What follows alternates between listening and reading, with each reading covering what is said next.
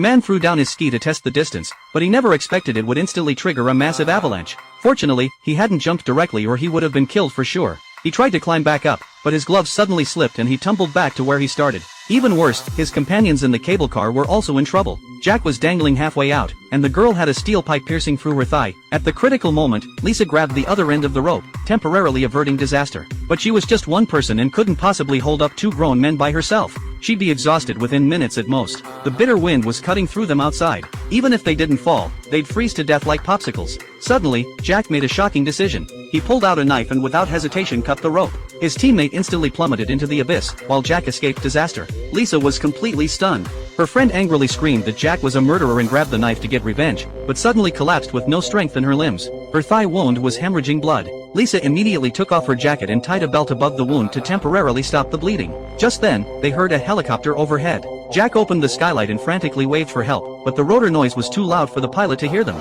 The aircraft flew right past. Lisa pulled out a flare, hoping to signal with the light, but it was too late. The plane disappeared behind the mountain peaks. Jack started blaming the two girls and even shoved Lisa, nearly pushing her over the edge. When he tried to get back into the cable car, he discovered the door was locked from the inside. No matter how hard he tried, he couldn't force it open. It turned out her friend had chosen this method of revenge before dying. In the freezing weather, both of them would soon freeze to death. Jack tried every possible method but couldn't pry open the door lock. In desperation, he noticed Lisa had a key hanging around her chest and immediately got an idea. He wanted Lisa to climb down and enter from the side, then open the skylight from inside to rescue him. Lisa naturally refused to take such a risk, but Jack's expression was deadly serious. As he closed in on her, Lisa suddenly spotted the flare on the ground. She quickly lit it, hoping to scare Jack away, but the rooftop space was too cramped and Jack had nowhere to retreat. When the flare burned out, he continued approaching with the knife in hand. If nothing unexpected happens, something much worse is about to occur.